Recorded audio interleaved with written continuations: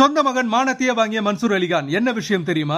மன்சூர் அலிகான் தன்னோட மனசுல தோன்றதை ஓபனா பேசுவாரு. ஒரு சில சமயம் அது சர்ச்சையில போய் முடியும். ஆக்சுவலி அந்த லிஸ்ட் ரொம்பவே பெருசு. இந்த நிலையில மாற்றுத்திறனாளிகளுக்கான கலை நிகழ்ச்சியில கலந்துகிட்ட மன்சூர் அலிகான் மேடையில பேசின விஷயம் பரபரப்பையும் அதிர்ச்சியும் ஏற்படுத்தி இருக்கு. அவர் பேசும்போது தன்னோட மகன் துக்ளக் அலிகானை கூப்பிட்டு, பாருடா இவங்களெல்லாம் எவ்வளவு கஷ்டப்படுறாங்க, நீ எப்ப பார்த்தாலும் போன்லயே இருக்கியே, ஒன்னுத்துக்கும் லாய்க்கு இல்ல, சும்மா தண்ட சோறு சாப்பிட்டுக்கிட்டு எவ்வளவு திட்டினாலும் உருப்பிட மாட்டேற, அப்பா கூட வந்தா ஜாலியா இருக்கணும் நினைச்சியா, இப்படி மானத்தை வாங்கிட்டேன்னு நீ கோச்சிக்கிட்டா இனிமே போனை தொடக்கூடாதுன்னு ஓபனா பேசி சொந்த மகன் துக்ளக் அலிகான் மானத்தையே வாங்கிட்டாரு. மேலும் கடந்த சில மாதங்களுக்கு முன்ன போதைப் பொருள் வழக்கில் சம்பந்தப்பட்டது தெரிஞ்சதும் சொந்த மகன் கூட பார்க்காம துக்ளக் அலிகான மன்சூர் அலிகான் போலீஸ்ல பிடிச்சு கொடுத்தாரு.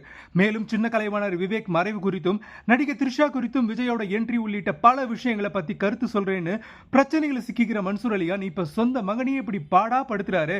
சோ அவர் நடிக்கல, அவரோட இயல்பே அதுதான் போலன்னு ஆச்சரியத்தோட கமெண்ட் பண்றாங்க ரசிகர்கள்.